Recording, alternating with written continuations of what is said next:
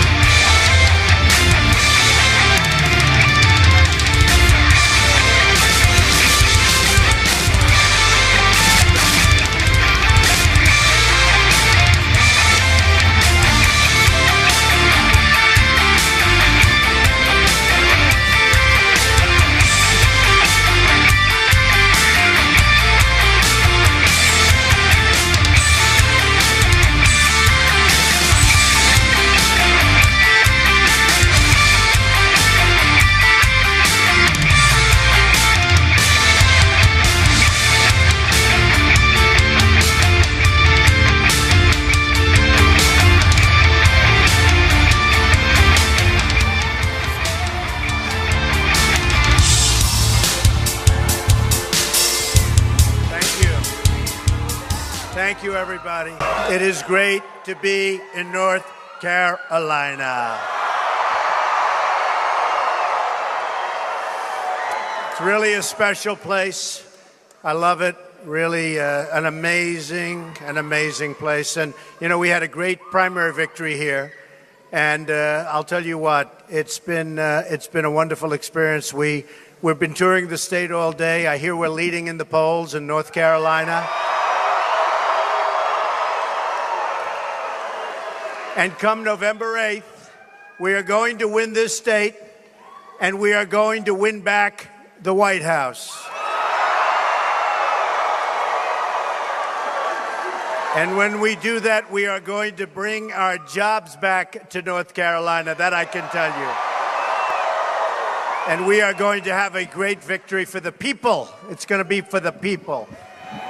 So we have to, and we don't have any choice, replace a very failed and very corrupt establishment with a new government that serves you, your family, and your country. And that's going to happen. Hillary Clinton represents insiders. She represents the donors, the politicians, the big banks, the multinational corporations, and everybody getting rich off a very rigged system, and we know that. She represents everyone responsible for the decades-long squeezing of the middle class. The middle class in this country has been treated so unfairly as jobs and wealth move to other countries like Mexico and plenty of others. Hillary Clinton is the chief emissary for globalism. And I'm not running to be president of the world. I'm running to be president of the United States.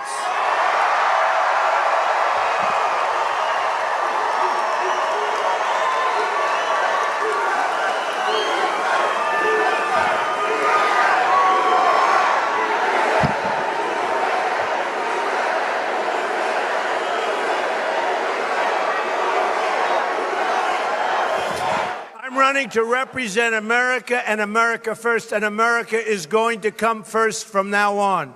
It's no longer going to be in second position. Hillary Clinton is the vessel for all of the global special interests seeking to run our government and our lives, and it's not going to happen anymore. And what we've done is we've created a movement all over the country. It's like this. Look at these crowds. Look at the people outside, the thousands of people outside. Look at what's going on. All over the country, we've created a movement. And the people we are going to do and what we have done for the people, people are energized now like they've never seen before.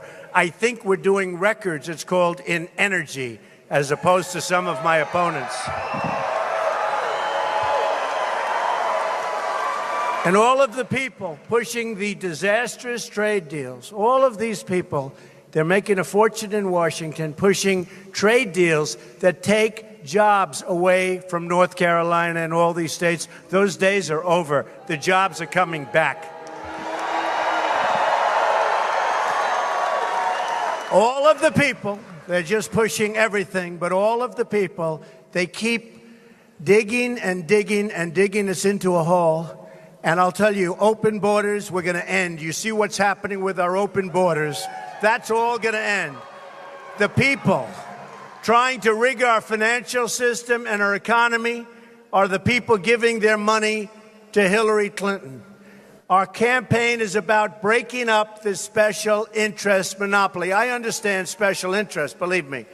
We are going to break up the monopoly of the donor and the special interest. We're trying to disrupt the collusion between the wealthy donors, the large corporations, and the media executives, all of whom want to keep things exactly as they are right now. Good system.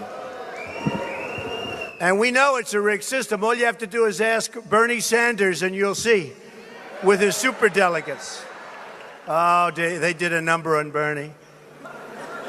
They did a number. And they're trying to game. You know, we have a little debate coming up very shortly, right?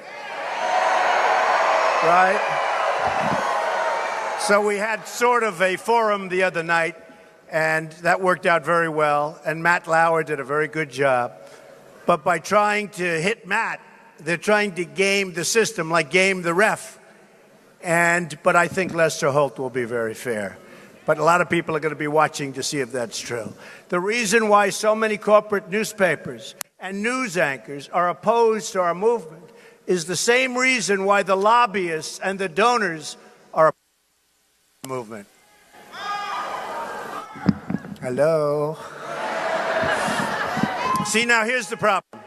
So I wouldn't pay the mic guy, right? The mic just shot. That was a weird sound, wasn't it? So I wouldn't pay the mic guy, and they'll say, isn't that terrible? He didn't pay his bills. When people don't do a good job for me, I don't pay them. It's one of those things. I don't know. My father taught me that a long time ago, and probably your parents taught you that too. Anyway, they're all part of the same political system. So they go to the same restaurants. They go to the same conferences. They have the same friends and connections. They write checks to the same think tanks and produce exactly the same reports. It's a gravy train, and it just keeps flowing. On November 8th, that special interest gravy train is coming to a very abrupt end.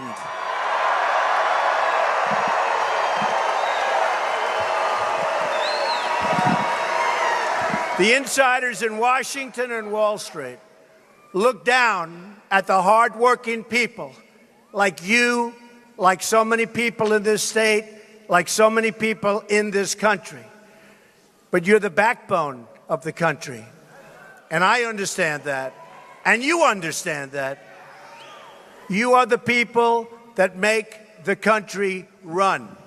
You are the heart and soul of the nation, and you don't ever, ever, ever forget it. Don't ever forget it, folks. Hillary Clinton lifted the veil on this whole corrupt scheme when she called you deplorable and irredeemable.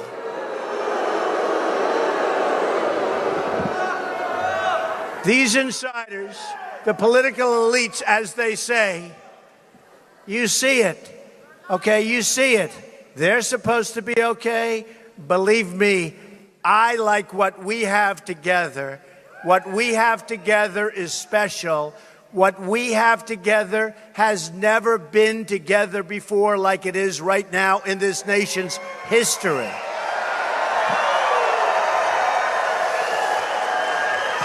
And when we have rallies like this, I have to say, we have rallies like this, and we have 7, 8, 9, 10,000 routinely. Those are like the smaller crowds. We were in Pensacola the other day. No matter where we go. And Hillary goes out for rallies, and yesterday I think she had 200 people. She had 200 people, maybe 300. I'll say 300 because they'll say I was wrong.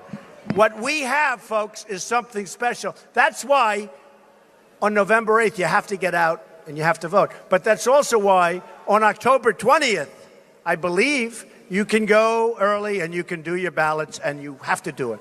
And you have to get all your friends out, because if we win North Carolina, we're up in Florida, we're up in Ohio, we win North Carolina, we're winning. We're going to win. We're going to win. So October 20th.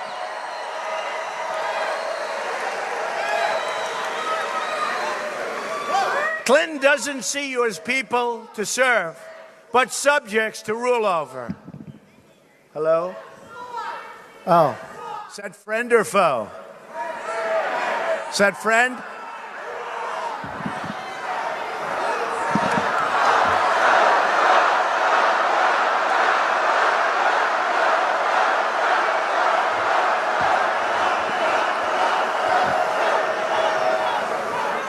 Her friends see you as people who aren't entitled to run this country or this government. And that's what they see. They don't want you or your family to have a voice. That's why I'm running. I am your voice. I promise I will be the greatest voice you've ever had.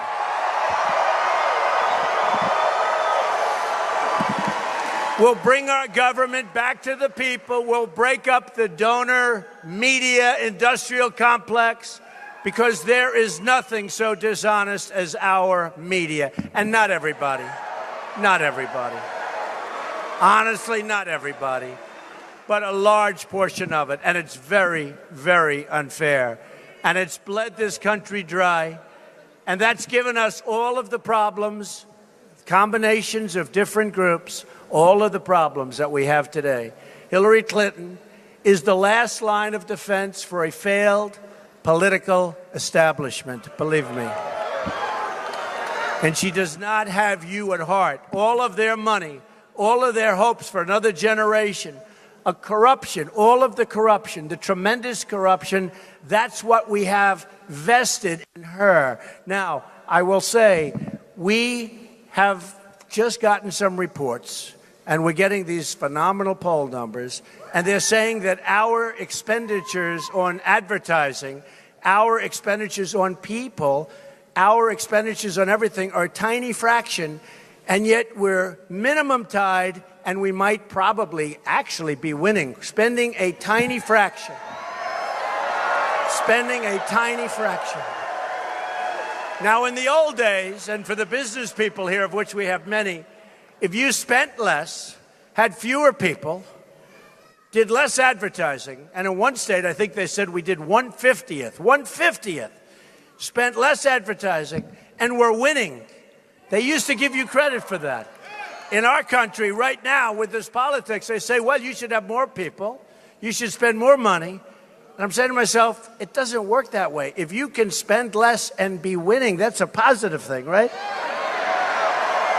That's the person you want as your president, I think. The Clinton campaign exists for one reason, and that's to continue rigging. And look, you know what's going on. You know what's going on. It's rigging the system, just like she rigged the system for her donors when she was Secretary of State. What happened? What happened when she was Secretary of State was a total disgrace.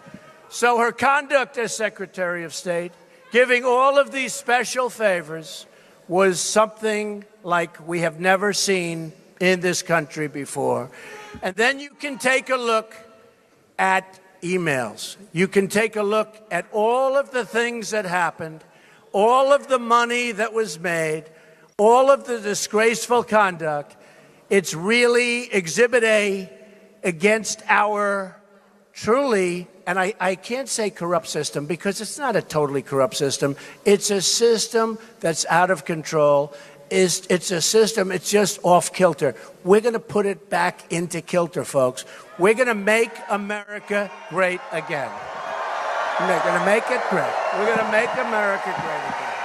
Now, I have to tell you a couple of things, because this is a group that likes jobs, right?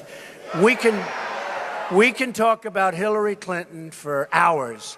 We can talk about the rigged system. We can talk about the 33,000 emails that were deleted.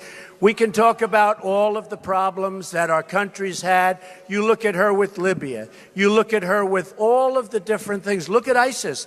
ISIS was formed in the vacuum that she and Barack Obama created. They created this vacuum, and ISIS was formed. Now she's telling us how to get rid of ISIS, right? I don't think so. Now, I don't know if you've heard, but over the last number of years, she's wanted 550% more Syrian refugees to come into the United States. 2 days ago,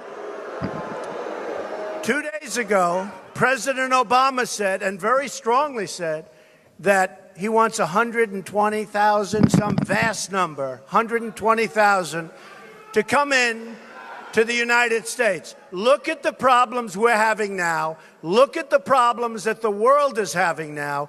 Look at what's going on. We can't allow it to happen. We can't allow it to happen.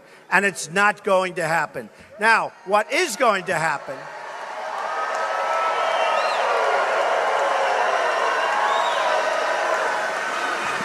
What is going to happen, and this is so important, and I just think it's one of those things that we're going to see because it's politics.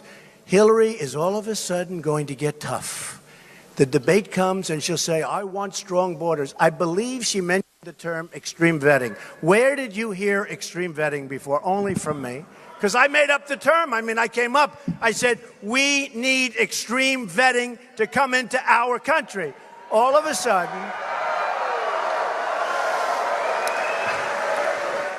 sudden, she's got extreme vetting, and she's got all of these terms. Folks, it's not going to happen. And the reason it's not going to happen is because there's special interest donors. They like it when our businesses move out because they own businesses. They move to Mexico. Lots of advantages for them to do that. No advantage for our country, no advantage for our jobs. So I'll give you a couple of examples, and I think it's horrible. Ford Motor Company just announced that they're moving their small car division. Anybody hear this? To Mexico. Unbelievable numbers of jobs, tremendous numbers of jobs, and we're not going to let it happen. We're not going to let this. We lost, in North Carolina, you lost 44% of your manufacturing. NAFTA has been a disaster for North Carolina. NAFTA has been a disaster for this country. You go to Pennsylvania, you go to Ohio, you go to all of these states, you go to New York State, you go to New England. Look at what's happened to our country. We're not going to let it happen any longer. We're not going to let them take our businesses any longer, these corrupt politicians. We're not going to let them take our businesses any longer. It's not going to happen, okay? It's not going to happen. We won't let it happen. Now, we have a tremendous problem with immigration, but we have a tremendous problem with job loss. And we have a real problem with good jobs because we're keeping jobs, they're bad jobs. They're considered, we're losing our good jobs. So a couple of examples. You remember what happened in Indiana recently with Carrier air conditioning, right? They fired all their employees. They said, we're moving to Mexico. Congratulations. It was captured, this firing, on somebody's beautiful cell phone. A great thing, because if I didn't see it on the cell phone, it wouldn't have meant that much. And if other people didn't, and it happened to be just before my primary in Indiana, which I won in a landslide largely because of Carrier. So what happened? What happened is they let their employees go. They're going to move to Mexico. Tremendous, I tell you what, tremendous advantages were given to Carrier to stay. But they decided to fire 1,400 people and go to Mexico. They're building a brand new plant, and I wish them well. But here's the story, folks. This could have been stopped years ago. the politicians didn't either understand it, or if they did understand it, they certainly didn't want to do it. I actually think it's a combination of both. But what's going to happen is the following. If we had somebody, I would love to do it myself, but I'm not sure if presidents are supposed to call up the head of an air conditioning company and explain to them why they're not going to do that. But I'll tell you what, we are going to tell them in the nicest of language, Mr. President of Carrier, I'm sorry. If you think you're going to leave Indianapolis to be exact, fire all these people, get rid of everybody. We have no income, no taxes, no nothing. You're going to move to Mexico into a brand new plant. You're going to make product. You're going to make your air conditioners, sell them through our very strong border. Because, by the way, we will build the wall. We will have...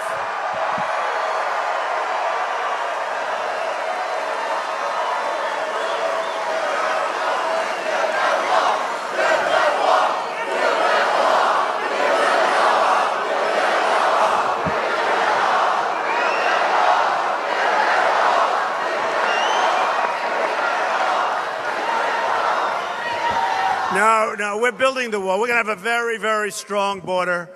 Who's going to pay for the wall? Do you even have a doubt?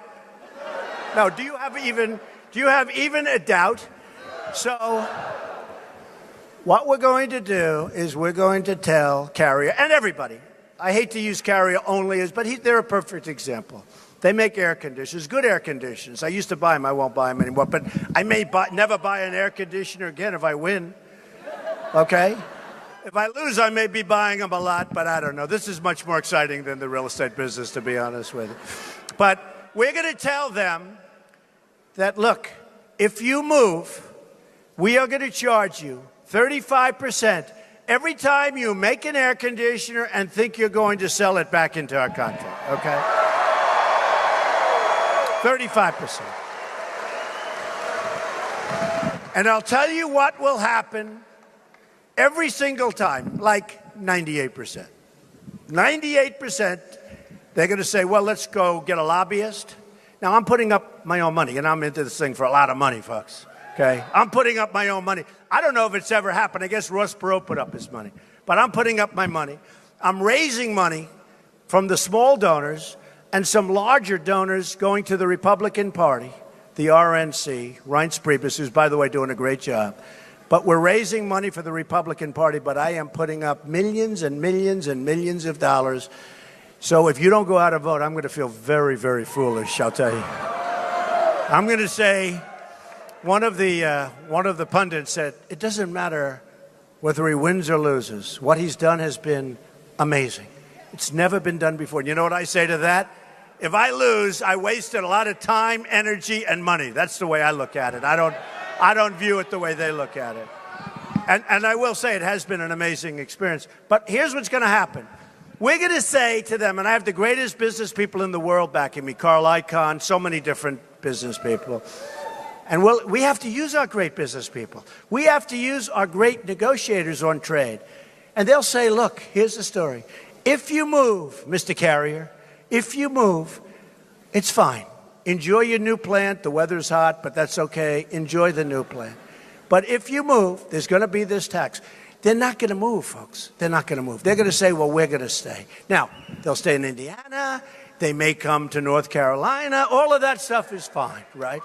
But they're not leaving our country so easily. We can't continue to be the suckers that allow thousands of companies, millions of jobs to be lost by moving their manufacturing plants and factories to other countries. We can't do it.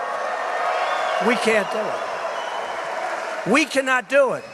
So one of two things is going to happen. Either they're not moving, they're staying in Indiana or the United States. And this goes for many, many companies. There are many companies right now in North Carolina that are talking about moving to Mexico and other places. I hate to tell you, you have a job. You think you have a good job. You better get back immediately. Stop listening to this. The fact is, you have companies right now where you work that are negotiating to move out of North Carolina, okay? They're negotiating to move out of different states. And our politicians do nothing about it. And the reason is, two reasons. Number one, they're not very smart. Number two, a lot of times they're taken care of by donors and special interests that want them to move out. They have reason to have them move out, especially when you can make your product and sell it into the United States with no tax, no nothing. So either they're going to stay, which most of them will because the numbers don't work anymore when they have to pay that tax, or they're going to leave and we're going to make a fortune every time they sell something into this country. So it's okay, I don't care. But we're not going to have it any longer where our companies fire everybody, move to Mexico and other places, and then after all of that work, we end up with unemployment and nothing, okay? And they end up with great jobs, great factories. A friend of mine, and you might have heard me say this, but it happened a month and a half ago. He's one of the biggest in the world at building plants. He builds plants, big car plants, big all kind of plants. That's all he builds. If you told him build an apartment house, he wouldn't maybe know how to do it, but he builds great plants. And I said to him, how's business? Unbelievable. Really, that's good. How is it? I mean, the United States, no, not good here. I said, what do you mean not good here? He said, you got to see Mexico. We're building plants. He said to me, Mexico is the 8th wonder of the world. It's going to be the car capital of the world. Michigan is getting killed. Ohio is getting killed. A lot of states are getting killed, including, by the way, North Carolina. They're getting killed. Your jobs are being moved. Your companies are moved down to Mexico and to other places, but Mexico in particular. China is a disaster. We have a trade deficit with China, $500 billion a year, trade deficit. By the way, our trade deficit with Mexico is also massive. It's massive. But we have a $500 billion trade deficit with China. And let me tell you something, that's not going to happen with me. It's a two-way street. We got to remember, it's not a one-way street. You know, when Boeing goes and wants to sell planes to China, they make them build plants. And after those plants, and I told this to the people in South Carolina who I love, but they have a big Boeing complex. But they're now building a big Boeing complex in China. When that complex is built, and they start devaluing their currency, and they start playing around because they're currency manipulators like nobody that's ever been there, even better than Japan in their prime, and they start selling airplanes at prices that this country can't compete with, I'll tell you what, you got to be careful. But that's what's happening right now. When Boeing made their deal with China, China took their intellectual property, they took so much. And if they didn't take it, it wouldn't matter because they steal intellectual property. So I'm just saying this. I will be the greatest jobs president that God ever created. That I can tell you. That I can tell you. And Hillary Clinton doesn't have a clue. Not even a clue. Now, when it comes to the border, and some of you have heard it and some of you haven't, who has heard the snake? How many people? Raise your hands. Not too many. So that's maybe 10%. Should I do it or should I not do it? Huh? Yes? All right, I'm going to do it. I'll tell you what. To me, I love it because it's so descriptive, not complex at all, but it's so totally descriptive. We need strong borders. We can't have people coming into this country who don't love our people and love our country. That's all. And we want people to come into our country. We really do. We want them to come into our country, but they have to come in through a system and they have to come in legally.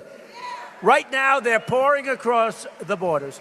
You know, I was endorsed by the Border Patrol agents, 16,500 agents. They've never endorsed a presidential candidate before, ever. They've never endorsed a presidential candidate. They endorsed me. I consider it a great honor. These are great people that want to have a strong border. They're told to stand back. Let people come in, stand back.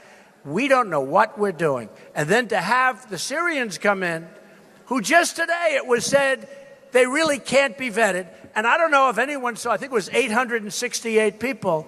Did you see that? They were scheduled for deportation, and instead of being deported, I don't know if they pressed the wrong button or was there something dishonest going on, one or the other. So instead of being deported, they became citizens of the United States. Almost 1,000 people. That's yesterday. They sort of hit the jackpot, didn't they? They're going to be deported. Something happened, and they became citizens of the United States. Folks, this could be the great Trojan horse. We have people coming into our country. We have no idea. They're coming in from the Middle East. We have no idea who they are. I use the term extreme. I made it up. Now Hillary is copying it. But we need extreme vetting. But we don't need anybody until we find out what's going on from these regions of the world. And we want to help, and we want to build safe zones, and we want to have other people pay for the safe zones. Because right now, we have $20 trillion worth of debt. It's going to be very destructive unless somebody very, very good and very, very smart and knows what he, in this case I have to say he, there's two of us, is doing. But I will tell you, President Obama has doubled the national debt. So over 200 years of debt, and in 7.5 years he's doubled it. Think of it. So we have almost $20 trillion. So we're going to get Gulf states who are loaded up with money. We're going to get the Gulf states to pay for safe zones. We'll lead the project, like it's called OPM. I do that all the time in business, called other people's money. There's nothing like doing things with other people's money because it takes the risk. You get a good chunk of it, and it takes the risk. We're going to do this, in this case, from a humanitarian standpoint. OPM, other people's money. We'll do safe zones. But we cannot have these people come into the United States. We don't know who they are. We know nothing about them. You saw what happened 2 days ago. We cannot continue these policies. We have enough problems in our country. Look at what happened to Germany. Look at what's happening in France. We cannot allow this to happen. Hillary Clinton wants open borders. She wants people to pour in. Barack Obama just approved over 100,000 people 3 days ago to come into this country from Syria. We can't do this, folks. We're not going to have a country left, okay? And think about that. And then I'm going to read The Snake. Al Wilson, years ago, he wrote it. It's actually a song. Pretty cool song. But the words for what I'm talking about, because we don't know what we're doing, but actually if you sit down and think about it, we know what's going to happen. And this is what's going to happen if we keep allowing these open borders and if we keep taking in tens of thousands of people that we frankly know nothing about. And your law enforcement will tell you that they know nothing and there's no real way to vet these people. On her way to work one morning, down the path along the lake, a tender-hearted woman saw a poor, half-frozen snake. His pretty-colored skin had been all frosted with the dew. "Oh, well," she cried, "I'll take you in, and I'll take care of you." "Take me in, oh tender woman. Take me in, for heaven's sake. Take me in, oh tender woman," sighed the broken snake.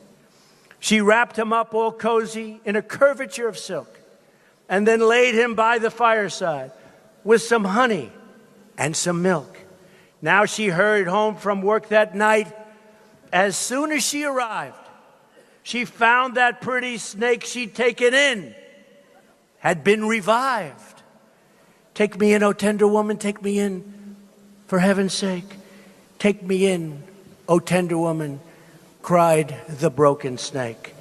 Now she clutched him to her bosom. "You're so beautiful," she cried. "But if I hadn't brought you in by now, surely you might have died." Now she stroked his pretty skin, and then she kissed him and held him tight. But instead of saying thank you, that snake gave her a vicious bite. "Take me in, oh tender woman, take me in, for heaven's sake. Take me in, oh tender woman," sighed the vicious snake. "I saved you," cried the woman. "And you've bit me, heavens, why? You know your bite is poisonous, and now I'm going to die." "Oh, shut up, silly woman," said the reptile with a grin. "You knew damn well I took you in. You knew damn well I was a snake. You knew everything about me before you took me in." Very simple. Very simple. Very, very simple.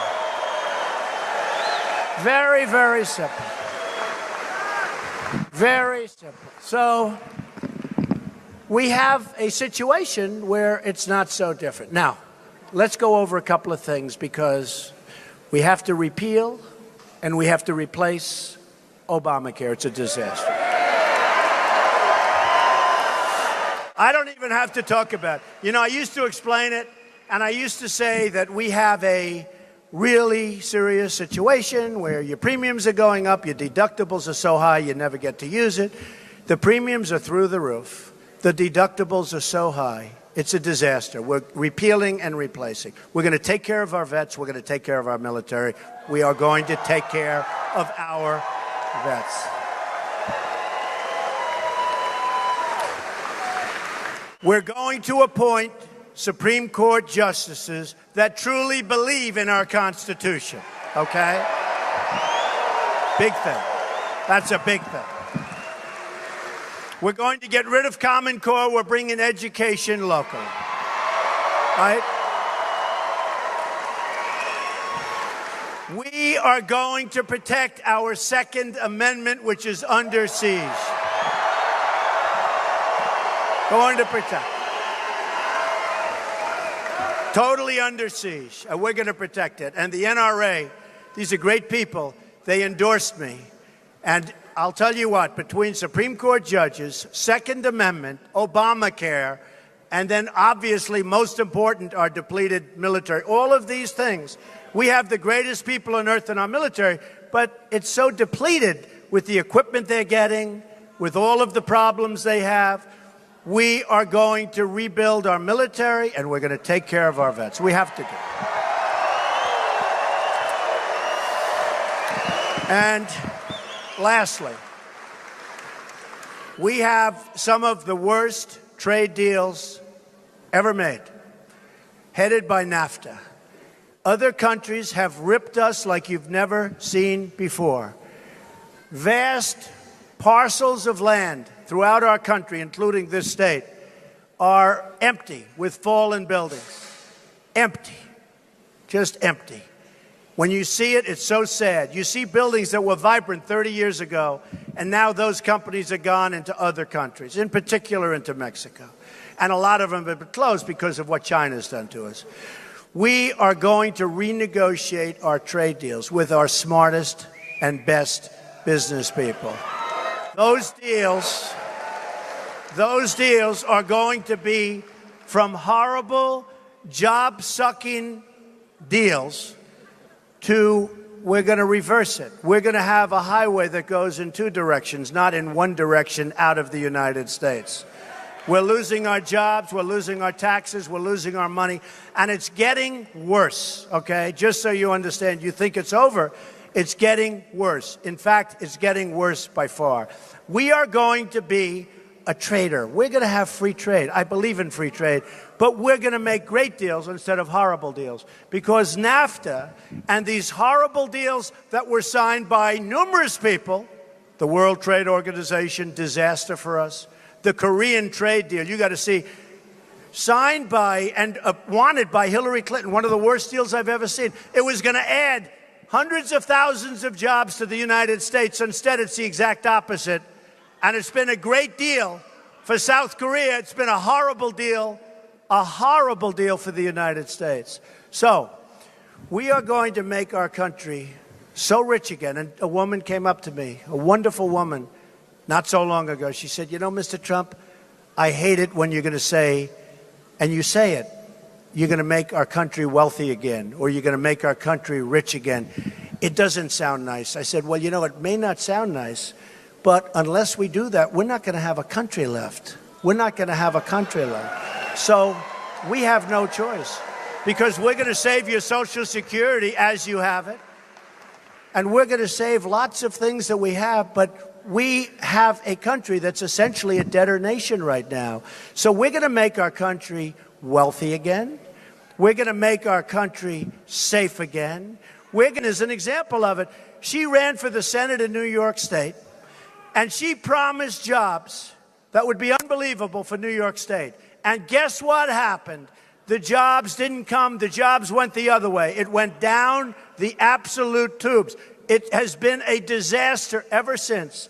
That's why upstate New York, she's going to do so badly, because she made promises that she's going to bring hundreds of thousands of jobs back. And guess what happened? It went the other way. It got worse and worse and worse. It's just talk. These people, politicians, all talk, no action.